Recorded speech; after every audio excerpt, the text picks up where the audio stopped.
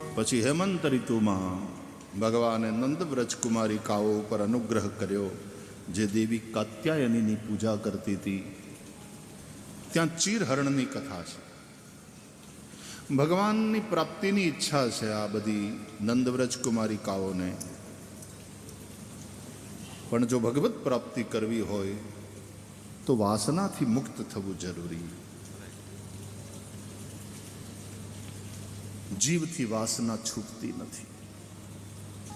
પણ ભગવત પ્રાપ્તિની ઈચ્છા તીવ્ર હોય તો ભગવાન અનુગ્રહ કરે છે, વાસનાના વસ્ત્ર હરી લે છે. વાસના મટે નહીં ત્યાં સુધી ગોપી ભાવ જાગે નહીં. ગોપી ભાવ જાગે તો જ રાસમાં પ્રવેશ મળે, રાસલીલામાં પ્રવેશ થાય, એને એ રસનો અનુભવ થાય, એને અનુભૂતિ થાય. પછી તો ભગવાને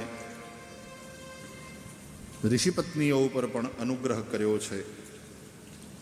ઇન્દ્રને જ્યારે અભિમાન થયું ત્યારે એ અભિમાનને તોડવા, ઇન્દ્ર ઉપર અનુગ્રહ કરવા માટે ભગવાને ઇન્દ્રના યજ્ઞનો ભંગ કરાવ્યો. નવા પ્રકારના યજ્ઞ વ્રજવાસીઓ દ્વારા પ્રભુએ સંપન્ન કરાવ્યા. ગાયોનો યજ્ઞ, ગોવર્ધનનો યજ્ઞ, બ્રાહ્મણોનો યજ્ઞ. ઇન્દ્રે જ્યારે સાવર્તક નામના મેઘગણોને મોકલ્યા કે જાઓ વ્રજને ડૂબાડો, ત્યારે ભગવાને ડાબા હાથની ટચલી આંગળી ઉપર ગિરિરાજ ગોવર્ધનને ધારણ કરી 7 દિવસ રાત પ્રભુ ઊભા રહ્યા, વ્રજવાસીઓની રક્ષા કરી. બ્રહ્માજી વાછડા અને ગોવાળિયાઓનું હરણ કરીને લઈ ગયા હતા ને, તે બ્રહ્માએ વિયોગ કરાવેલો ભગવાનથી. એટલે ભગવાન બ્રહ્મા ઉપર આમ નારાજ બહુ. એટલા ઇન્દ્ર ઉપર ગુસ્સે નહીં, કારણ કે ઇન્દ્રે જે ઉપદ્રવ કર્યો ને, જે નખરું કર્યું,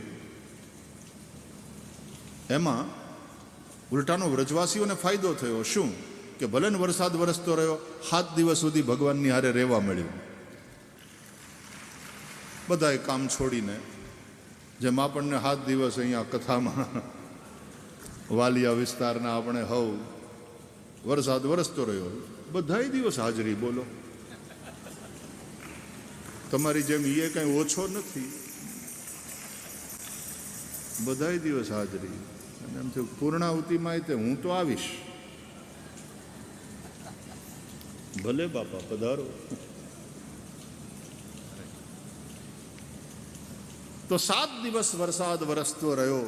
ભગવાને ગિરિરાજ ગોવર્ધનને પોતાના વામ કરકમલની કનિષ્ઠિકા પર ધારણ કર્યો. પણ વ્રજવાસીઓ બધા જ ગિરિરાજ ગોવર્ધનની નીચે સ્વસ્થ, સાનંદ, સુરક્ષિત અને સતત દિવસ રાત ભગવાનનું સાનિધ્ય મળ્યું ને, તો ગોપીઓ તો અંદર અંદર વાતું કરવા માંડી, ભલું થાજો ઇન્દ્રનું. આને કારણે આપણને લગાતાર શ્રી કૃષ્ણનું સાનિધ્ય મળ્યું.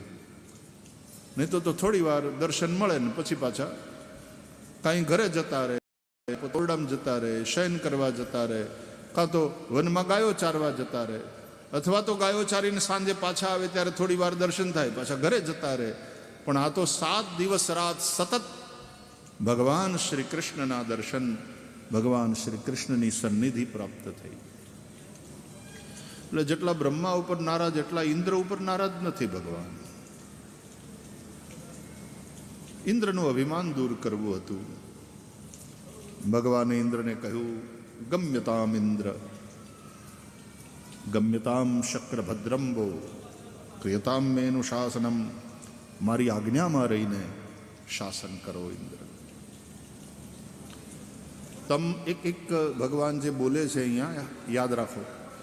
તમ ભ્રંશયામિ સંપદ્ભ્યો યસ્ય ચેચ્છામ્યનુગ્રહમ. જેના ઉપર હું અનુગ્રહ કરવાની ઈચ્છા રાખું, ઘણીવાર એને એની સંપત્તિથી, પદ પ્રતિષ્ઠાથી રહિત કરું છું. આપણા કોઈ પદથી, આપણી કોઈ પ્રતિષ્ઠાથી, આપણી કોઈ સંપત્તિથી આપણને અભિમાન થાય ત્યારે ભગવાન એનાથી આપણને રહિત કરે, અભિમાનને હરે. વૈષ્ણવ એ છે જે ક્યારે અભિમાન કરે નહીં. ભગવાન પ્રત્યે અને ભગવાનના ભક્તો સંતો પ્રત્યે હંમેશા દીન ભાવથી એ સમર્પિત હોય.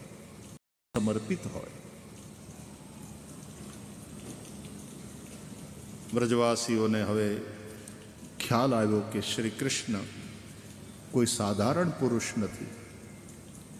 વૈકુંઠવાળા નાથ આપણને સનાથ કરવા આવ્યા છે.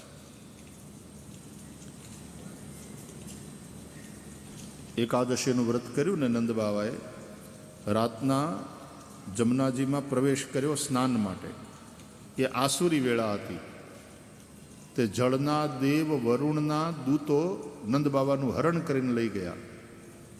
ભગવાન બીજે દિવસે વરુણ લોકમાં ગયા અને પોતાના પિતાને પાછા લઈ આવ્યા. વરુણ ઉપર વિજય પ્રાપ્ત કર્યો.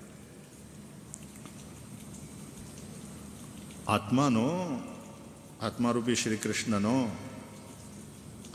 આત્મસંયમ યોગ છે ગીતામાં એક. પોતાની જીભ ઉપર પણ વિજય પ્રાપ્ત થાય.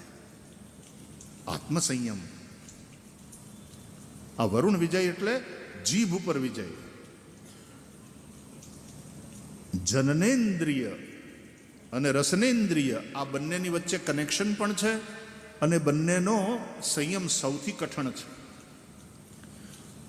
પણ જેનો રસનેન્દ્રિય ઉપર વિજય હોય, કંટ્રોલ હોય, એનો જનનેન્દ્રિય ઉપર પણ કંટ્રોલ આવે. જીતે રસે જીતમ સર્વમ એવું કહે છે. એટલે વરુણ વિજય એટલે જીભને જીતવાની વાત છે, સ્વાદમાં અને વાદમાં બંને રીતે. પછી તો વ્રજવાસીઓની પ્રાર્થના વિનંતીથી ભગવાને પોતાના ધામના દર્શન કરાવ્યા અને પછી કહ્યું કે ક્યાં રહેવું છે. દર્શયામાસ લોકમ સ્વમ ગોપાનામ તમસઃ પરમ. અને વ્રજવાસીઓએ કહ્યું કે અમારે તમારી હારે રહેવું છે. અમને કોઈ સ્વર્ગાદી કે પરલોકના સુખની ઈચ્છા નથી. શ્રી કૃષ્ણ, અમારે તો તમારી સાથે રાસે રમવું છે. આ લોકના પણ સુખની આસક્તિ નહીં અને પરલોકના સુખની પણ આસક્તિ નહીં. એને કહેવાય દ્રઢ વૈરાગ્ય. ઇહા મૂત્રાર્થ ફલ ભોગ વિરાગ. અને એવી જ્યારે સ્થિતિ બને ને ત્યારે બ્રહ્માનુભૂતિ થાય. શ્રી કૃષ્ણ પરબ્રહ્મ છે. ત્યારે પછી અનુભૂતિની ક્ષણ આવે. ભક્તિની દ્રષ્ટિએ રાસલીલા છે, યોગની દ્રષ્ટિએ એ સમાધિ છે, જ્ઞાનની દ્રષ્ટિએ એ મોક્ષ છે, તુર્યાવસ્થા છે, બ્રહ્માનુભૂતિ છે. એટલે 5 અધ્યાયમાં શુકદેવજીએ રાસલીલા સંભળાવી. રાસલીલા એટલે જીવ શિવની એકતા. શ્રી શુક ઉવાચ ભગવાન પિતા રાત્રી શરદોત્ફુલ્લ મલ્લિકા વેક્ષ રંતુમ મનશ્ચક્રે યોગમાયામ ઉપાશ્રિતઃ.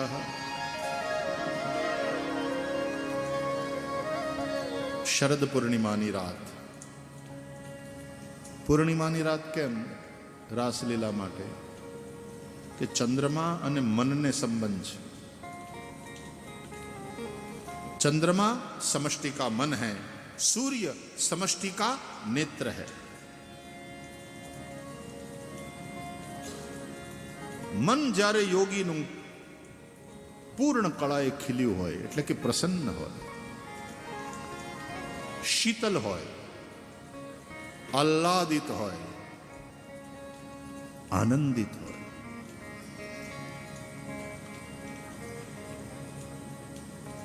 વૃંદાવનના નિકુંજમાં હૃદયમાં આત્મારૂપી શ્રી કૃષ્ણ એની વેણુ અંદરથી ઉઠતો અનાહત નાદ એને સાંભળી ગોપીઓ અંતઃકરણની વૃત્તિઓ અંતર્મુખ થાય. જે બાર સંસારમાં ભટકતી હતી એ વૃત્તિઓ અંતર્મુખ થાય.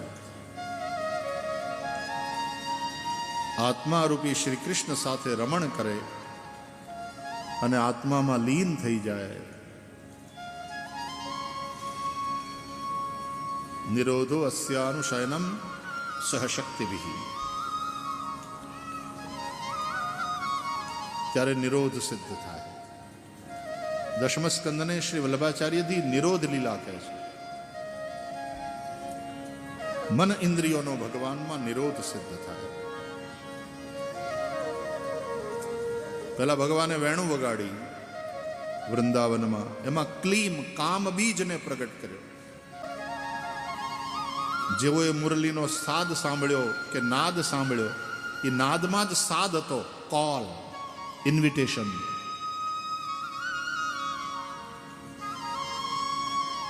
નિશમ્ય ગીતમ તદનંગવર્ધનમ વ્રજસ્ત્રિય કૃષ્ણ ગૃહીત માનસા. જેના મનને ભગવાને પકડી લીધું છે એવી વ્રજની ગોપીઓ આ સાદ સાંભળી, હું રે સુતી મારા શયન ભવનમાં, ત્યાં સાંભળ્યો મેં મોરલીનો સાદ, મોરલી કારે વગાડ. એ ખમા મારા નંદજી ના લાલ, મોરલી કારે વગાડ.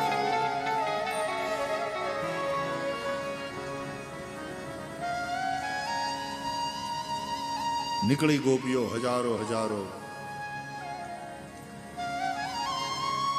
વૃંદાવનમાં ભગવાનની પાસે પહોંચી. જાણે નદીઓમાં પૂર આવ્યું અને ઉછળતી ઉછળતી સમુદ્રમાં સમાવા જઈ રહી છે. આ આત્મા પરમાત્માનું મિલન છે. આવેલી બધી ગોપીઓનું ભગવાન સ્વાગત તો કરે છે, પણ પછી એને એનો ધર્મ શું તે સમજાવે છે. ધર્મનું પાલન કરશો તો તમને આ લોકમાં સુખ મળશે અને તમારી આબરૂ વધશે. પણ ગોપીઓ કહે છે અમે તો ધર્મને છોડીને તમારી પાસે આવ્યા. ધર્મને એટલે આમ ધર્મને છોડ્યો હોત તો ભગવાન મળત જ નહીં. પણ દરેક ધર્માચરણ એનું મૂળ છે, એનો હેતુ છે ભગવત પ્રેમ, અને ભગવત પ્રેમથી જ ભગવાન મળે. તમે મળ્યા,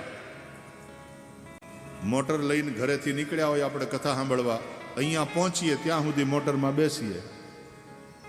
અહીંયા પહોંચ્યા પછી કારને પાર્કિંગમાં મૂકી છોડી અને અહીંયા આવતા રહીએ ને.